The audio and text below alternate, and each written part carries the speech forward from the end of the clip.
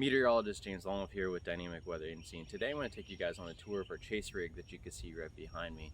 Normally you get to see the forecast videos I post online talking about winter storms, tropical weather, severe weather, and our post-chase videos that you see online, but you don't get to see the vehicle and the equipment that we use to get there and be able to track those storms safely. So today I'm going to take you guys on a tour and we're going to take a look at that.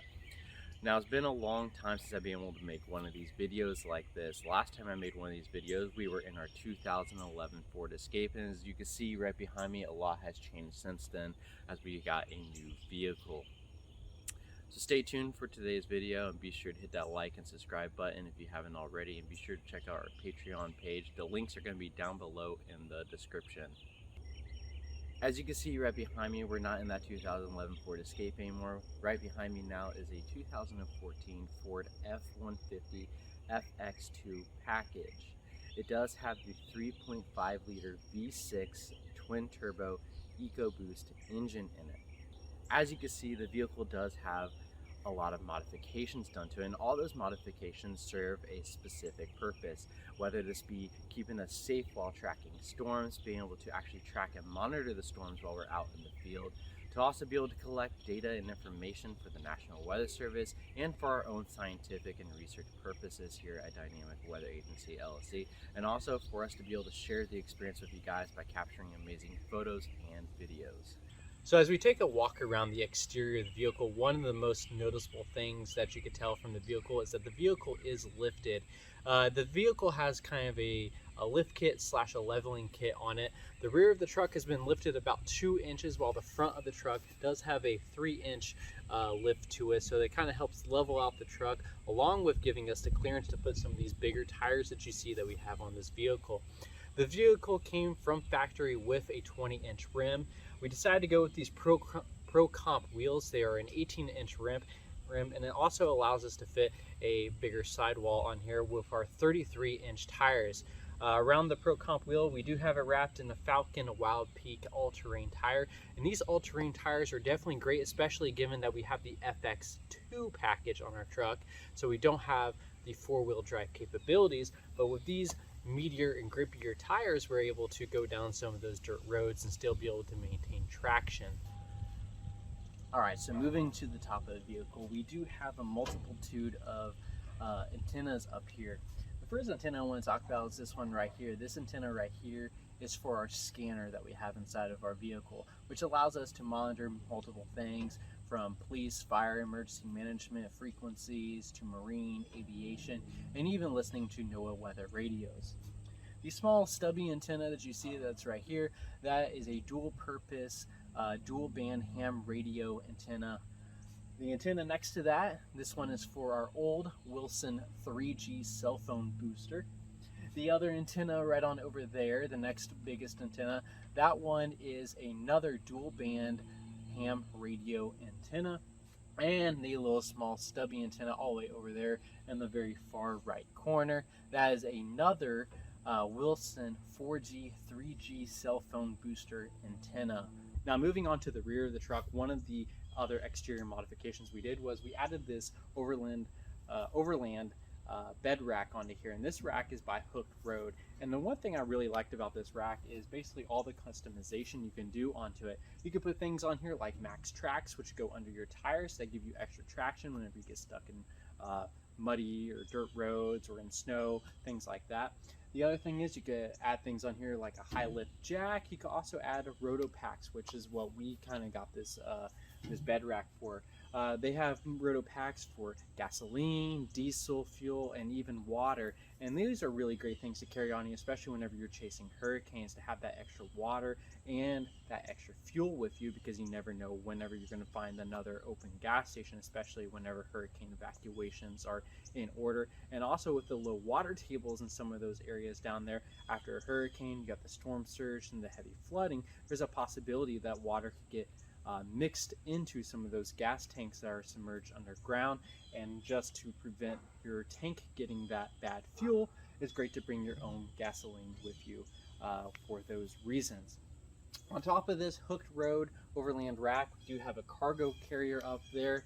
On that cargo carrier, there's a couple of C-clamp type quick release clamps that we can mount things like shovels, axes, or whatever other supplies that we could think of at the time. Along with, we could also throw some other extra gas cans up on top too, just so we could have some extra fuel. The last modification that you can see on the rear of the truck, and probably the most noticeable and the one that gets the most attention, is the weather station. That's a Davis Vantage View weather station, and that weather station can tell us multiple atmospheric conditions such as temperature, dew point, relative humidity, barometric pressure, wind speed, wind direction, and it can even tell us rainfall, storm total rainfall, and rain rates.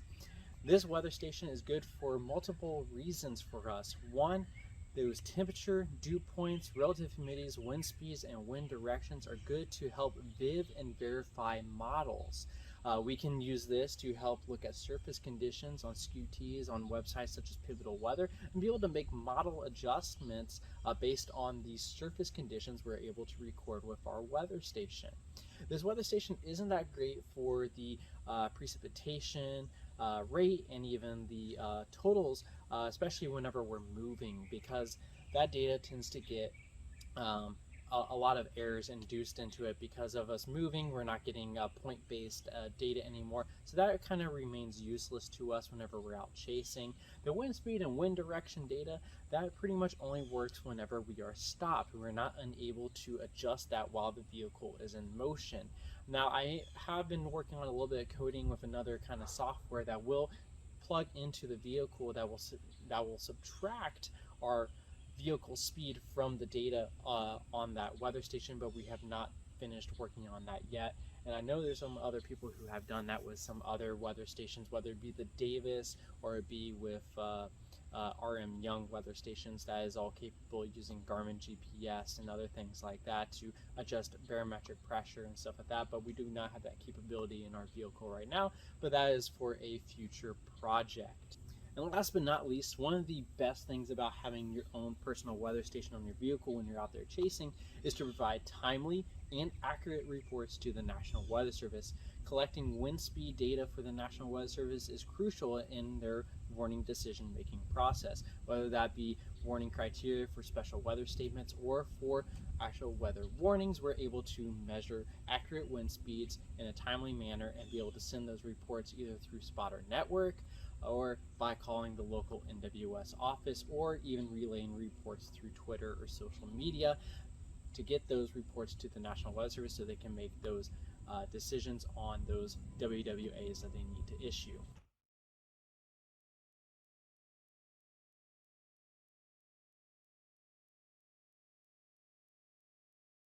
All right, so now taking a look at the inside of the vehicle, as you can see, we have a lot of equipment to go over here in just a very short amount of time. One of the first pieces of equipment I'm going to talk about first is this radio right here. This is the Uniden BC355N scanner. This scanner is really cool. It allows me to monitor police, fire, emergency management, EMS, air, marine, CB, and other ham radio frequencies. As you can see right now, this is one of the NOAA weather radios. And this is one of the stations that I'll be able to monitor while I'm out there chasing. I could listen to forecasts, meteor observations at other locations, and be able to hear current watches and warnings and advisories being issued by the National Weather Service. Up here is one of the speakers I have connected to this radio down here. Actually, everything you were hearing was actually coming out of this speaker up here, just because it's a little bit louder for me to be able to listen to than the speaker actually on the unit. Just above that speaker right here, this is my GoPro. This is a Hero 4 Black Edition, shoots 4K video. And this is, works as a really good dash cam out the windshield shot. And I'll insert some footage right here of a tornado back in Kokomo that I used this dash cam footage for, and it gets great, excellent footage at a wide angle view, and it allows me to run it continuously without, so I could do like time lapses and stuff like that and get some driving shots. Next to that, this is my Sony AX33 4K camera.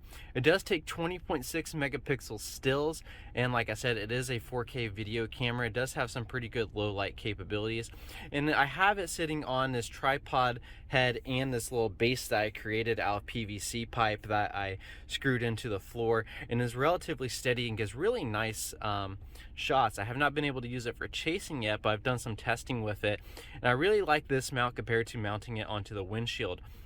One, having it further away from the windshield, I don't have to worry about my camera bumping into it whenever we're going down bumpy roads. And two, some of the windshield mounts that you have, they have bars to the side, and you can't really get full range of motion when turning your tripod head on the bar. So I like this idea just a little bit better. Down here, this is a SpeedTech light switch. This controls most of the off-road lights and some of the emergency lights that I have installed on the vehicle. And tucked away down here, this is a Cobra 40 channel CB radio. I do not have a CB antenna for this radio right now because the last one broke, but I do have a PA system hooked up to it, and I like having a CB radio in my chase vehicles for a couple of reasons.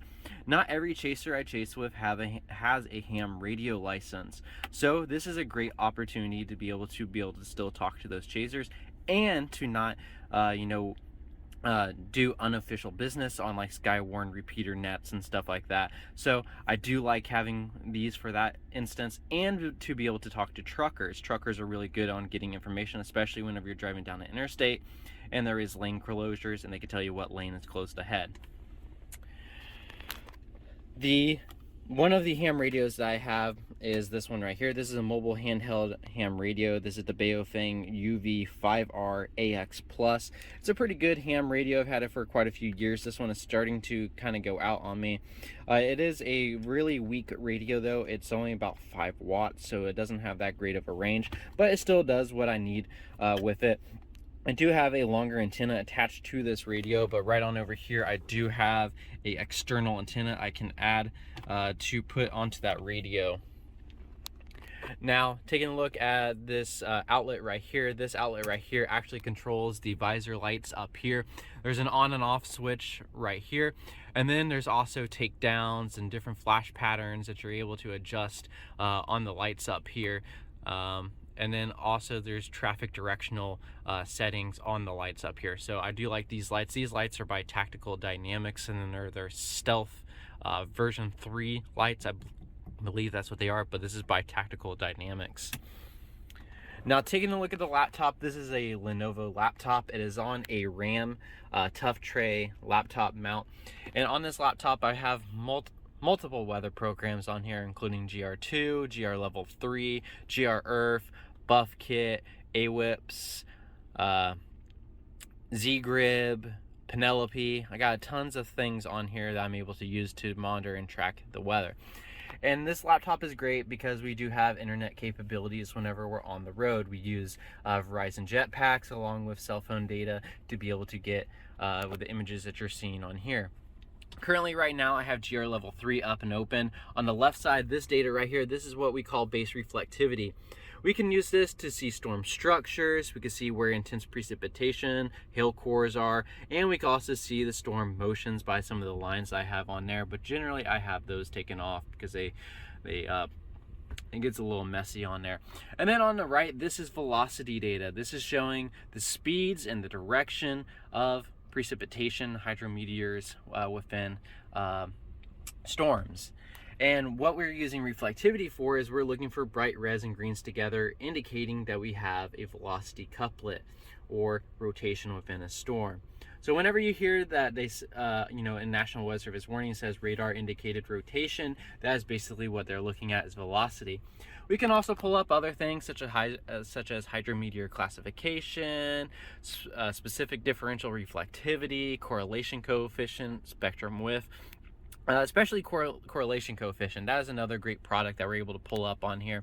And basically what correlation coefficient is able to show us, which is going to be now loading on the left side of the screen, is basically where there are hydrometeors and where there are non-meteorological items.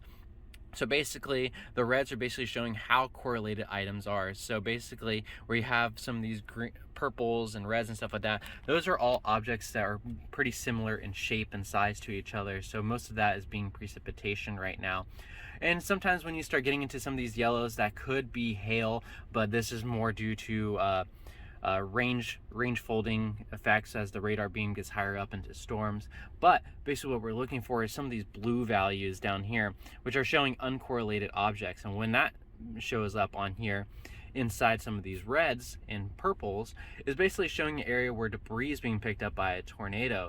So rain droplets, hailstones, stuff like that, they're spherical in nature and generally the same shape and size. Hail could be a little bit larger, which is why you'll get some of these a little bit less correlated values, but this isn't hail up here, guys. But when you start seeing like trees, 2x4s, roof shingles and stuff like that, those are very uncorrelated to hails, to rain droplets and stuff like that, and I'll show a drop in correlation. And this is when you'll hear National Weather Service stuff begin to say radar confirmed tornado based off of that drop in correlation. Some other things that we have on here, we do have a spotter network on here, and this is going through a GPS puck that I have right on up here. This is a Garmin GPS unit right here, and it's basically gathering our latitude, our longitude, our elevation, our heading, and our speed, and then it will tell us information like what county we're in and what is our nearest National Weather Service office, and then we can also submit reports through this program right here. We can also use that GPS unit to also be able to plot our position on GR level 2, or excuse me, GR level 3. Like I said, we also use GR-EARTH. GR-EARTH is another great program to be able to have. It shows satellite data, current mesoanalysis data, national radar. It could also show us where other spotters are, and it shows us SBC outlooks, watches, mesoscale discussions, and some National Hurricane Center products, which I really like using GR-EARTH too. Now the downside to using GR-EARTH, GR2 while out chasing is these are a lot bigger file sizes. GR level 3 is less resolution data compared to GR2, and GR-EARTH has a lot of model data and mesoanalysis data that is trying to download and ingest along with the GO16 satellite data.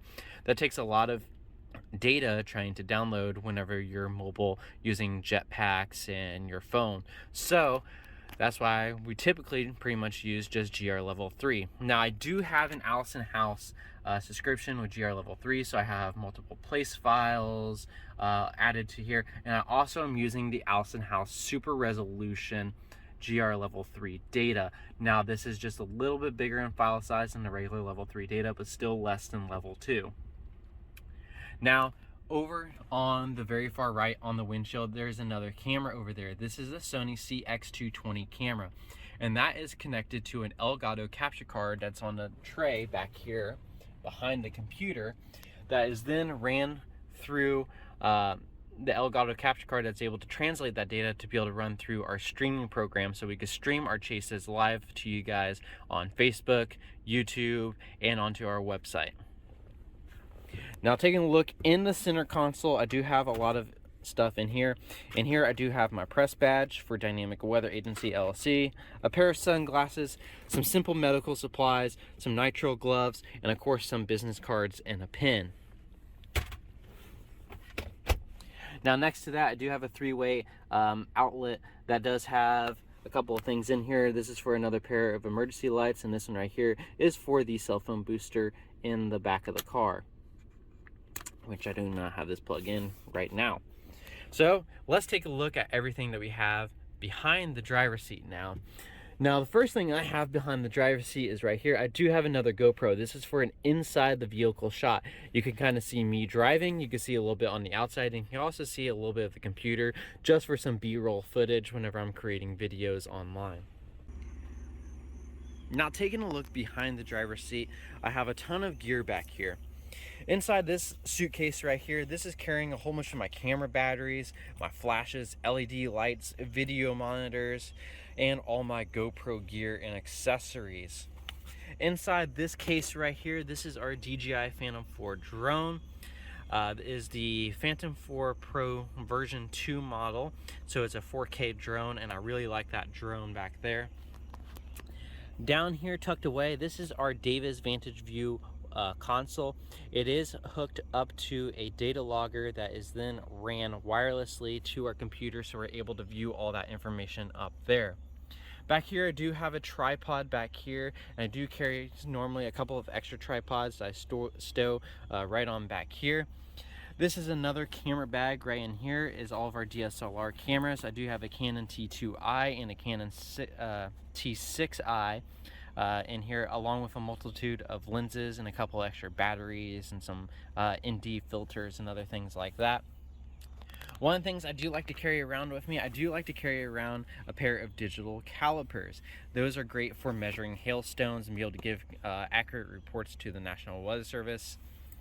This blue box down here, this right here, this is our Wilson 3G cell phone booster, and right on up here is the wireless antenna for the inside of the vehicle to transmit that cell phone boosted signal to our cell phones. And this is, like I said, this is one of the older models, and I do plan on being able to upgrade this one right here to their newer 5G model because we have all upgraded our cell phones to the new 5G network. Down behind the seat, behind all this stuff right here, right there is our power strip that is plugged in, that's powering our laptop, some of the radios in here, and also being able to charge some of the batteries while we're out chasing. Hung right here, this is my vest, is for forensic meteorology. I like to go out and do damage surveys. I do have another scanner radio right here, and I'm able to also have my ham radio mobile with me too. I have a flashlight in here, and I have a couple of notepads and pens and pencils in this pouch right here. It says forensic meteorologist on the front, and same thing on the back. Now, powering everything in here, I do have a power inverter under that seat right down there, but mostly I'm using the 110 volt supply in the factory in the Ford F-150 to be able to power most of my equipment in here.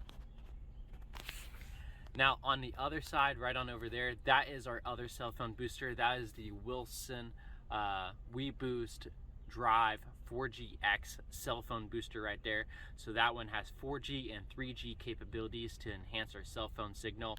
Basically how these cell phone boosters work, if there is a little bit of signal within the air, it's able to grab that signal, take it and boost it to our cell phone so we have extended range and coverage, along with being able to try to boost that signal for us. So if we only have like 1 bar coverage of 4G data, it maybe will give us 2 or 3 bars of 4G data by enhancing that little bit of signal that is in the air. So we do love having these Wilson cell phone boosters or WeBoost boosters in our vehicle.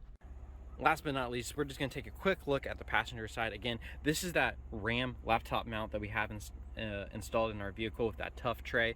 Inside this caddy right here, we do have some bad cable management, but this is where we hold our Elgato capture card plugged into our computer that is, again, able to take that data from our dash cam from our streaming camera right here, that Sony CX220, and able to translate that to be able to be read into our capture streaming program that we have installed on our computer.